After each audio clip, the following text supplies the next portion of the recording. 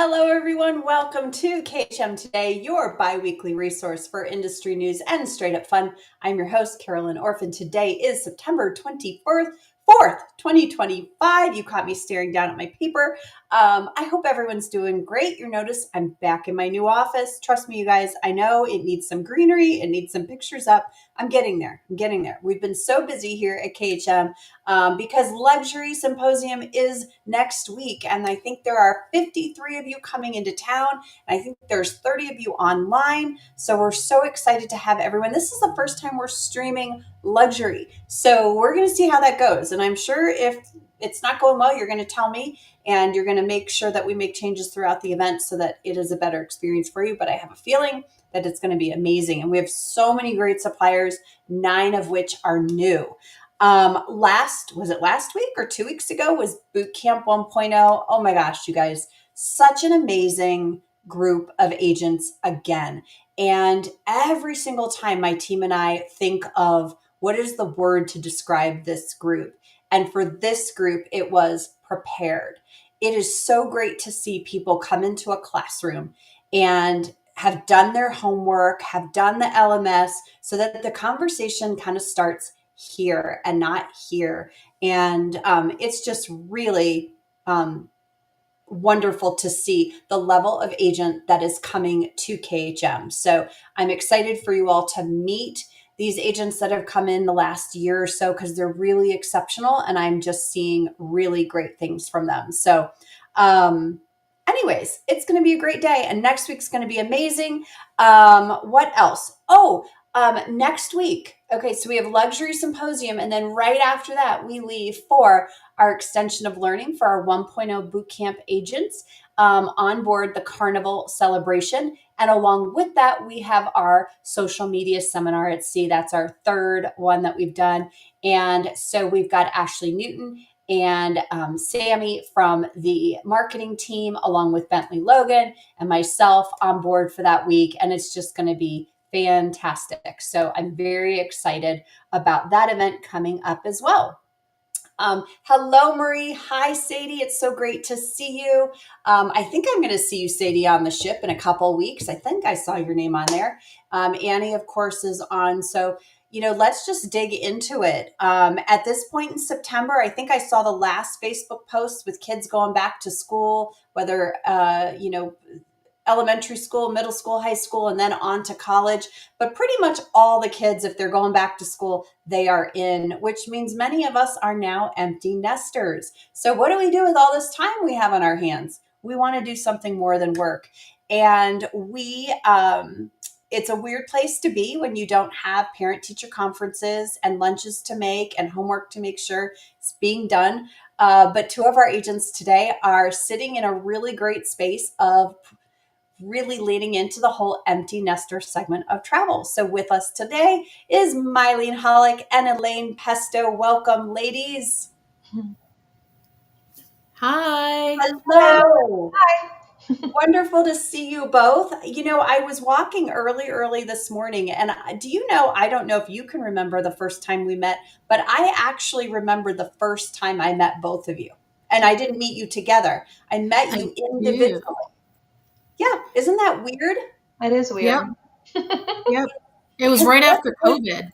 Yes, it was not like it was yesterday, but you both have have just left such an impression on me that I remember that time that we met.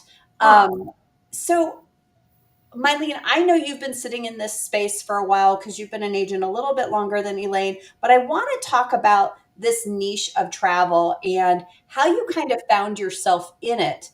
And did you find yourself in it because you yourself are in it, therefore it works? So let's start with you, Mylene. Yes. So it was kind of weird because I started as an agent in 2015, and I joined, I'm always on Facebook. So I joined the Grown and Flown page. Have you guys been on it? No. It's a Facebook group called Grown and Flown. And I had joined way back in 2016, 2017, when it was only like 500 people. Now it's probably close to 20,000 or plus. So that's how I got into it. people were asking suggestions on where to go, what to do. Um, yeah, and I was the travel agent there. I don't post that much on there anymore just because I don't know, it gets pretty spammy and they too many rules. Mhm. But since then, there's been a couple of breakout groups that I was invited to. So that's how I got started. Wow. Mylene? Or I'm sorry, Elaine?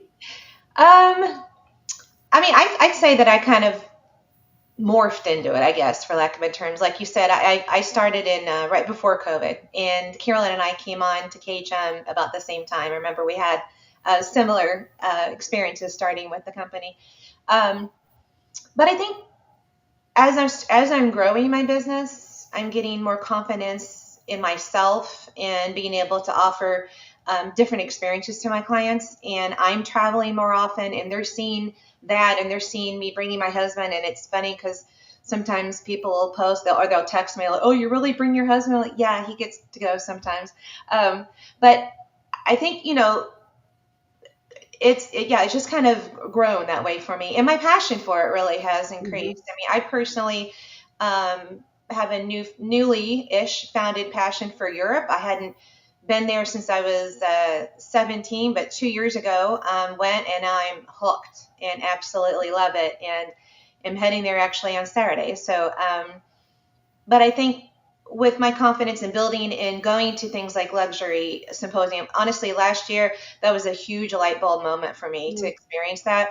I, connected one on one with suppliers, and that's what I've been doing. Very intentional. My growth for that reason to be good at what I'm offering to my clients and feeling confident. So I think people feel that, and they know that when you talk to them about they ask you about a specific destination and you're hesitant about it. They feel that. Mm-hmm.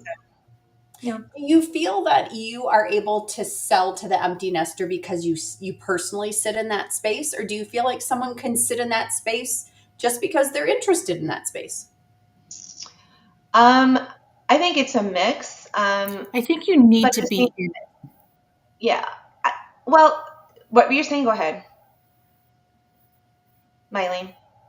Did, I'm Well, sorry. personally, I think you need to be in it just because you feel the pain, you know? Um, like I talk to a lot of empty nesters that, their husbands don't want to travel. So they don't want to go by themselves, they want to go with a group. So that's how I start some of my groups is okay, where are we going? And then it just kind of morphs from there.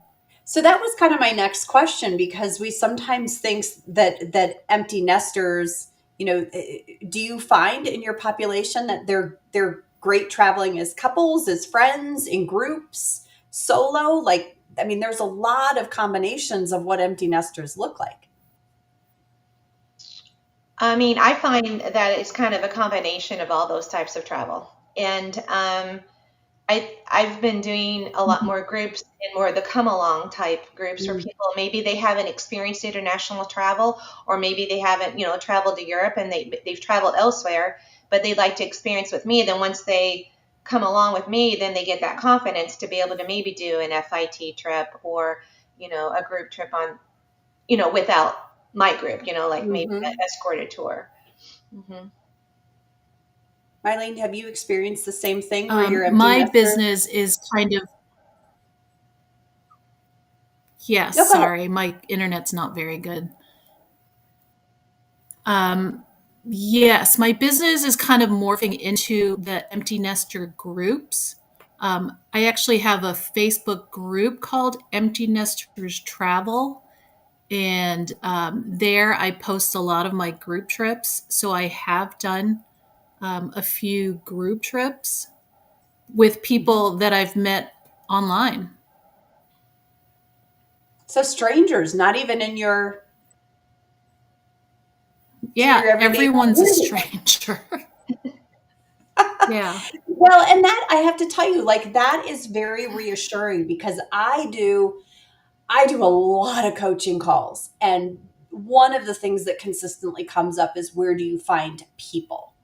And you can do that a lot of different ways, but at the end of the day, it's a common thread, right? There's got to be this commonality or a want versus, and you can fulfill the need. Um, and so that's really cool that you started that Mhm. group and there's a commonality there already. So a shared interest. And then people are like, well, she seems normal. Let's travel with her. She's an expert in this. Let's travel with her. So Yeah. you can find strangers. There doesn't have to be, a direct connection. There just needs to be a connection. And it doesn't have to be familiar. It just needs to be almost a thing. Does that make sense? Mhm. That's cool. It's Yeah. very rare I Yes. talk to anyone that books like total strangers. Yeah. Most of mine are, I mean, And we've sorry. no, We got a little of a delay. It's okay. Go it's ahead. okay. All right. No, I'll just say, Yeah. I'm starting to experience, I mean, typically with my groups, the affinity groups, there's some type of tie that they've met me, they've known me, they've seen me through. There's some kind of tie, and they would bring somebody obviously that I don't know. But I've not done a all stranger group. That would be unique. Yeah. So, Mylene, you talk about your Yeah. Facebook group It's being, fun. it's what? It's fun. Yeah. It's fun bringing strangers. Um, and then by the end of the group, we're all friends. I'll have a welcome dinner on the first night and the last night. But then the nights in between, everyone wants to eat together anyway. So it's kind of cool. You talked about your Facebook group being a marketing tool. Are there other things that you do to market to this particular population of traveler? Me? Okay. Either of you. We have a My delay here. CRM. Okay. Tell us more. I learned how to segment my CRM. Good for you. And so are you sending out like email marketing campaigns? Yes. Wow. Yeah, we got a little bit of a delay there. It's very funny. We're like waiting for Sorry. Mylene to Oh my gosh. say. Elaine, are you doing similar things? Yeah, actually, it's funny. I was thinking about this, thinking about the different things that I'm doing, and there's a lot. I'm doing a lot more than I thought I was. So obviously, the groups, advertising my groups, primarily Facebook is my mode of, for the most part, um, and scheduling VIP nights, virtual nights with suppliers. And in fact, this last quarter of the year, I've worked with 3 different suppliers. I'm doing one a month, and I'm going to start. I'm doing a campaign. I'm going to be sending out to my database all about all of every one a month, and then I'm also using invites through Facebook to try to generate that business or that interest. But I also attend live events. I know there's a lot of people sit on the fence with those, but I still believe people want to see you and they want to see the person. And so, and I'm just, for those of I'm really people person, so I like to engage with people. And so I do events. I've done a women's night out at a local winery. Just did one a couple weeks ago. I partnered with one of the health systems, and it was probably the best. It was the best attended, the right demographic. Had never tried it before. It was free, slam dunk. In your local YMCA is a great resource. They have, I think they're called Silver Sneakers groups for retirees, and they do monthly luncheon. And man, they show up because you get that free lunch, and then and then you get time to talk with them, and that has been a tremendous resource for me. And then senior expos. Couple other things too. There's a local women's boutique that I've shop at. She books her travel with me. They've got a great relation. We have a great relationship, and she and I will tag each other in event. And in fact, this event that I went to, this women's event, she was there. I introduced her on camera, and so and that's my demographic, a ladies boutique. The demographic we're looking for the empty nesters. In my group trip to Portugal next year, I'm partnering with a local wine shop and restaurant promoting a Portugal trip. So he and his wife always wanted to go. So I'm just trying different angles because just keeping it fresh and seeing what works. And I wrapped my car a couple years ago with my logo, and so it's kind of hard not to miss that around town. So, Elaine, when you're partnering with these businesses, you said for the boutique, you've got a relationship with this woman. Same with the winery, because a lot of times I get agents coming to me and saying that they want to partner with people or they want to go into a winery or a brewery and set up a table and promote their group cruise. And I'm always hesitant because I feel like, how would I feel if I walked into a place of business to go enjoy a glass of wine and there was a table there and someone wanted me to talk to them, or they're selling something other than wine? Do you have a relationship with that other business to the point where it makes sense, or where That's, you're yeah. more friends instead at first, and then you Oh, become sure. this Yeah. business relationship? No, great question. So this particular company, this local wine shop restaurant that I was referring to, ran into him. I've met him before at chamber events and saw him a year ago at a golf outing. And he said, Elaine, I want to go to Portugal. I'm like, all right, we'll do that. And then he was radio silent a whole entire year. And I'd stop by. I did all the things, nothing. I'm like, okay, I give. I ran into him at a golf outing again this year. He's like, I want to go to Portugal. And I said, you're going to Portugal because we're not going to do this for another year. So let's meet. So we met. And he didn't, I offered him a nice concession to be able to put his logo and his name on things. It's a well-known restaurant in this area. And so when I'm handing out the flyers and I'm talking about it and people see that, they're like, oh, that company's coming. I'm like, yeah. And so it was over time. I didn't, walk into it cold. And the relationship with the boutique is I started shopping there. It was not intentional. But it grew into that. So that's just, I've been really active in my community way before I was booking travel. And so I just utilize those resources and then it seems to work for me. That's awesome. Mylene, outside of what you're using, the CRM, and you're using your Facebook group, how do you pick what the trips should be if they're group trips? I usually put a survey out or a poll on Facebook, and then I'll say vote for whatever you think you are interested in, and that's usually what I do. Really? Or someone will say, "Hey, let's go to Tahiti," and I'm like, "Okay." So I have a group trip to Tahiti in 27, and it's booking really nicely. Wow. Have you done something I want to talk success stories, but I also want to talk, have you done anything that's just flopped? Yes. What was it and why? Or do you know why it flopped? Yes. So I did a group trip to Galapagos and Machu Picchu this past year.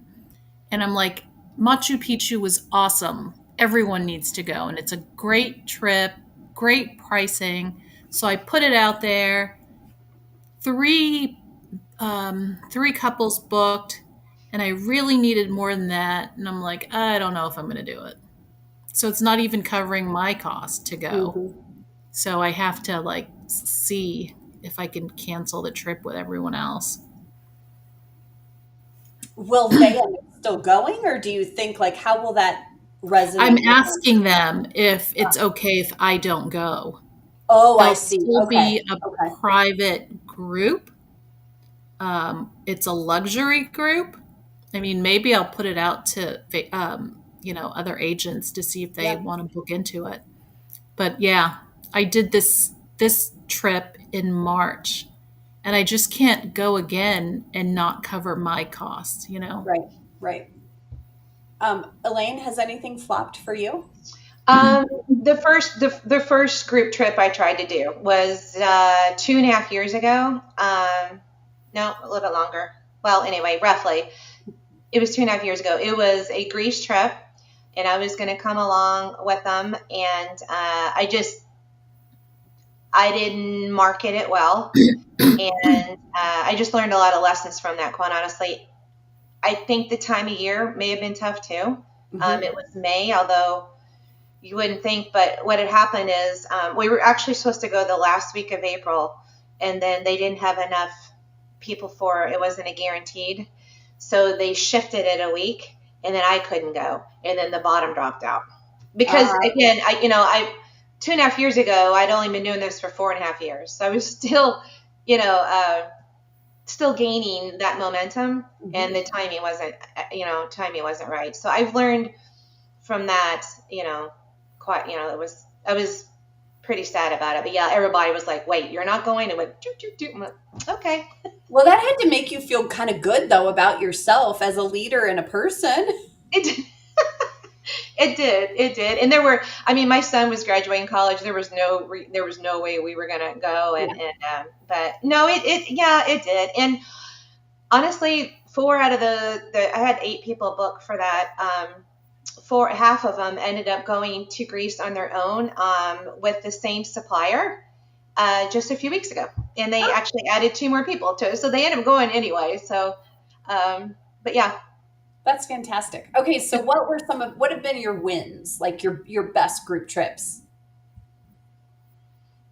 Well, I'm excited. Well, I've got one Saturday, so I haven't done a whole lot yet. So I'm behind Mylene by like 5 years in regards to the amount of time she's been booking travel. But I'm very excited. Probably my Christmas market river cruise in December. I've got 17 going on that, and I'm very excited about that. And that was and I've been sharing this with any agents that I've spoken to about this. If I do this again, I'm not going to start marketing it until December. And the reason being is people get in the mood, and it's, I live in Indiana, so it gets cold. You have the Christmas stuff up, and because prior to the 1st of December last year, I was thinking this was going to be a flop. I was really concerned. I only had 6 people booked on it, and then the holidays came around, and the snow, and people were like, oh my God. So I really started pounding it last December, and that's when I was able to get, a decent amount of people to go. That's awesome. Yeah. Elaine, what about you? My issue with the Christmas markets cruise is I start advertising it, and then all of a sudden there's no cabins left. It's happened a couple of times already. Yeah. Do you have a favorite? I don't know how to alleviate that. Yeah. Do you have a favorite empty nester trip that you've planned, either group or individual? Probably my last empty nester one, where we started in Iceland, and we went there 3 days prior, did a pre-cruise, and then did a whole Iceland to Norway. It was like 10 to 13 days. It was a very long trip, but everyone got along. Everyone, it was just a great group, and now they want to cruise again. So we're trying to figure out where we're going. That's fantastic. I don't know. It may be hard to get that same feeling again. I would say it'll probably be hard to get the same feeling again, but I think you can mimic it, right? Like there's always going to be this special group, this special itinerary, but put the same people in a different destination, and my guess is you're going to come pretty darn close. Because a lot of success around group travel is just the dynamic of the group and the leader. And it doesn't matter where you're going. It's really becomes more about the people and how fun they are and the conversations that are happening, at least in my experience, that seems to be, the case. Where I am with my groups, again, just starting doing groups a couple of years ago, is my group going on Saturday to Ireland. I know them, a couple of them personally, I've known them for years, but the other ones have been past clients or recent clients.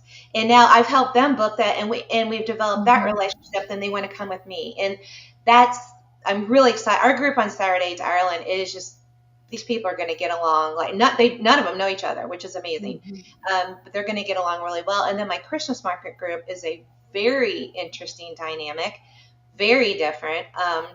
And I'm not really sure how this is going to go. I'm not worried at all about it, but it's just going to be a very different dynamic.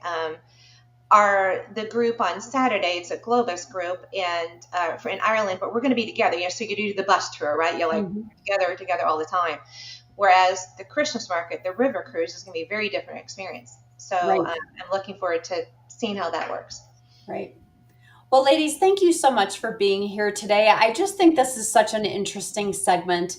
I think that what is so fun about this business is that it evolves almost with you and your life, right? So when I think about when I started, what was I selling? I was selling families. I was selling, Disney and all inclusives and a lot of, cruise during specific times of the year, right? There is absolutely a sales cycle because everyone was traveling during school breaks.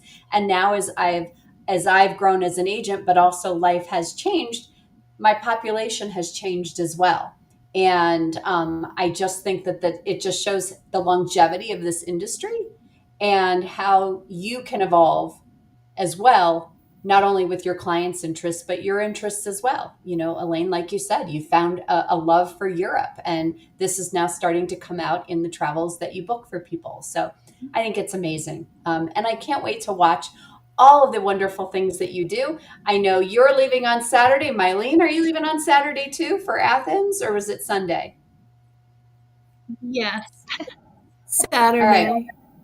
Well, you enjoy Athens, Greece, and you enjoy Ireland, and I am going to enjoy Cleveland, Ohio, with 55 agents in person at Luxury Symposium. So, little bit of difference, but still a lot of fun with the best people in the world. So, thank you both for joining me today. You guys, we are going to be back here October 15th. So, it's going to be a couple weeks. And for those of you that were Destination Success, guess what? We're celebrating National Writing Day with Carol Hattrup. If you weren't at Destination Success, she did a fantastic session on write so your clients will read. She is going to be here on the show October 15th to share some more insight. We're going to do a little bit of back and forth. So please join me then. Until then, have a great rest of your week and happy selling, everyone. Bye, ladies. Bye.